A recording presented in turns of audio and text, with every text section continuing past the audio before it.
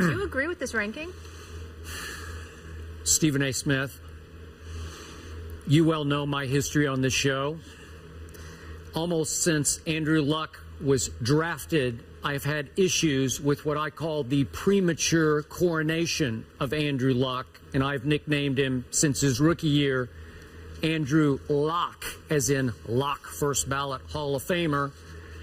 I'm not seeing that yet, but despite all that, even I, as the Luck hater, 92nd? 92nd, he fell from 7th to 92nd, and this is a vote of players. It's a little hazy to me. Not sure how many voted. Though I don't get it, because I just don't get it.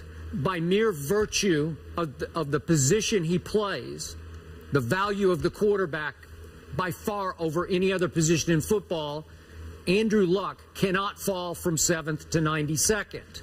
Now, just to keep this in perspective, my hate in perspective, which is just pure objectivity, I'm going to repeat it again at the risk of another 15-yard penalty for piling on poor Andrew Luck, who obviously got hurt last year, lacerated kidney. I hope he comes back 1,000%.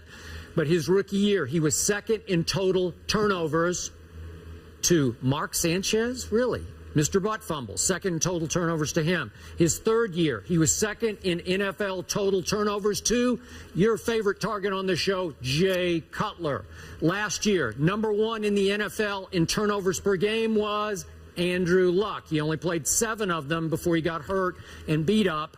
But number 1 in turnovers per game, Andrew Luck, first ballot Hall of Famer. His QBRs over the 4 years have fallen from 67, which is pretty good, to 64, to 62, to last year 48. Not very good. He is regressing.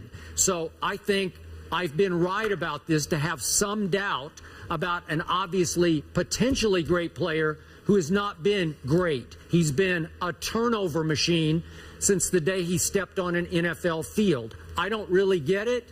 But Stephen A., even though his overall record, including the playoffs, is 38-23, I also think he has benefited greatly from the division he has been able to play against. Because against his division, that AFC South, he is 17-2. He lost 2 games against his division his rookie year. That was opening day at home against Jacksonville, which was a huge upset. And then that year he also lost at Houston.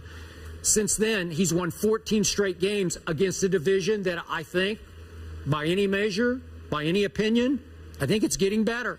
I think Jacksonville's gotten a lot better. Oh, yeah. Maybe Tennessee's gotten a little better. Houston looks like it should get quite a bit better, you think, with Brock Osweiler. So all of a sudden, as Andrew Luck gets back next year, his competition, 2 games against each of those teams each year, is going to ratchet up quickly.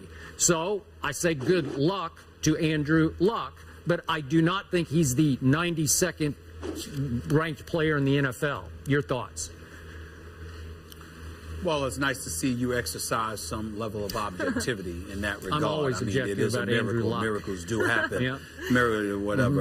Miracles absolutely do happen, and clearly that's what's taking place today. And I love how you try to fix the narrative. We saw Andrew Luck, Hall of Fame, when everybody's talking about what he's going to be at the end of 15 to 20 years, where you're judging him by year 2, because the ultimate contrarian that you are, let's make sure that we put out there that I was first to say, because RG3 should have gone ahead of him, and blah, blah, blah, blah, blah. Oh, stop it. Here's the reality of the situation. In the end, Andrew Luck definitely did not have an impressive year last year. The kidney, the abdominal issues, we all know that. Plus, he was turning the ball over even before that, no question. Let's also keep in mind, Skip, you got new receivers. You still have T.Y. Hilton, but you got Andre Johnson. You have Frank Gore in the backfield. You got Pep Hamilton that's out there coming into this year. There's 6 new coordinators, or 6 new folks that will be working under Chuck Pagano. After Chuck Pagano and Grigson put their heads together and mended fences with whatever was going on. So let's take that into consideration, Skip. You're talking about 6 new assistant coaches that's going to be on the team this year, which means that they weren't really that great last year. Pep Hamilton was gone, fired prematurely and unfairly, according to both you and I. Yep. Just 8 games into the season, when they were 3-5, and their offense was ranked 16th in the NFL. So you got Pep Hamilton, you got 6 additional assistant coaches who are now out because you got a new breed of individuals. And in order for Grigson and Pagano to remain in Indianapolis, they had to put their heads together, along with, just the paragon of virtue that is Jim Irsay. Okay, so these are all the conditions that Andrew Luck has had to work under. Irsay, down to Grigson, to Pagano, to the assistant coaches. Seems like, if not dysfunctionality, certainly friction was taking place all around him. Combine that with his health issues, and it's entirely plausible why he would have the problems that he had last year. And so now that Pagano's got a 4-year extension, now that Grigson's got his 3-year deal into that, I don't know how that happened, okay? And you got 6 new assistant coaches, and Irsay seems to be on the same page with them. I think it's preposterous that nobody takes that into consideration, or the person whoever wrote this for the NFL Network, that would label him 92nd by virtue of the fact that he's a starting quarterback in the NFL. I mean, hell, I wouldn't even put Jay Cutler at 92nd. You understand? So I'm certainly not going to put Andrew Luck there. And I just think that it's important to recognize some of the things that he was working with or were working against him in terms of things not being necessarily ideal ideal conditions for a quarterback to be working under. The fact that got ignored by whoever wrote this for the NFL Network is beyond me. I'm going to talk to my man Prime Time. Yeah. Stephen A., the players voted on this. The current players voted on this. Player vote. It was all players. Well, they should be ashamed of themselves. They should be ashamed of themselves. They should be ashamed of themselves. I'm going to say it out loud and proud. Yeah. They should be ashamed of themselves. You understand? Because it makes no sense whatsoever why they would elect to do that. And obviously they play the game, so they know more than you or I. But I'm wondering about their level of objectivity, because this guy comes into the league as the #1 overall pick, goes to the playoffs his first 3 years, advances each year before regressing last year. And somehow, some way, players are going to label him 92nd? In what world? In what world? Yeah, and it's ridiculous. Think of this, Stephen A.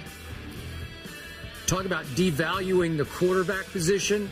So now we know number 100 through number, 91? Is that how it works? And then they go. Okay, so we know that Derek Carr was ranked 100th and Luck 92nd. Those are the 2 quarterbacks there. We also know that only 15 quarterbacks made the top 100. So my question to you is, wait a second. If only 15 made the top 100, that means theoretically 17 other starters, though some teams are hazy at who their starter is. Yep. But let's just say, for the sake of argument, 17 other starters didn't make the top 100. So I tried today to take last year's QBR rankings and go through it and see who, again, we already know who 2 of the quarterbacks are. So to find 13 other quarterbacks to make the top 100 and see who got left out. And I don't have time to go through it for you, but just trust me, a lot of big names are going to get left out where you're going to say, he didn't make the top 100. I'm with you on Jay Cutler. Jay Cutler is at least in the 90s or the 80s. He's a quarterback. He's too valuable. Jay Cutler was good enough last year to be farther. Just by virtue of his position, you cannot devalue the quarterbacks in these rankings. Well, the other thing that we have to point out here is that it says the top 100 players of 2016. That means the season to come. If you said the top 100 players of 2015, looking back, then you could make a legitimate argument that Andrew Luck didn't even deserve to be in the top 100 because of how awful he looked, because of the injuries and things of that nature. All right. But when you say top 100 in 2016, looking ahead, you're talking about potential. And how in God's name can you come up with 91 players in the NFL that has more potential than Andrew Luck? That makes no sense. Okay, let's just seems to me that there's an agenda going on there. That don't make no sense to me. Okay, look at who's 91st. Travis Kelce. He's a fine player. He made his first Pro Bowl last year. Had a terrific year for the Kansas City Chiefs. But if I polled 32 GMs today and I said, I'm going to give you a choice going forward, Andrew Luck or Travis Kelce, what do you think the vote would be? It would be 32-0 for Andrew Luck. I mean, it just would be. as objective as I am about Andrew Luck, that's laughable to me. So this is laughable, and I don't know exactly how many players voted or what the definition was. Was it value going forward? Was it just off last year? I don't know, but like Stephen A. said, I'm not going to knock it, but so much, because if we have a right to give our opinions, the players have a right to give theirs. But at least we attach our name to it. I want to know who the hell put Andrew Luck at number 92. And I want them to justify it. That would be very nice. Specifically, names. Give me names. Maybe, you know what? Maybe they've been watching too much First Take. Is that possible? Oh, gosh. Yeah, you do infiltrate into people. No. Because if they were watching First Take, they'd put their names to it. You can accuse us of a lot of things. You can't accuse us of hiding. No, and I'm going to speak for myself here. I ain't hiding from a damn soul. You've never been anonymous on this show one time? Never. We've never shown you in silhouette talking, right? No, he's only anonymous at other times. No, but I agree with Stephen A. If this was about 2015, I get it. But 2016, looking forward. Actually, Molly, I would interject there and would tell you, with all due respect, for the first time in this show, you have been factually incorrect. Oh. I'm never anonymous. I hide behind nothing. Oh. I say what I say. I mean what I mean. I got it. I agree. Thank you. I'm not sure she said that, but it's okay. Okay, we got it. We will leave it there. Yeah. All right, coming up, the Heat have officially declared Chris Bosh's season over, but is there something more going on here? We'll break this situation down next. Stay here.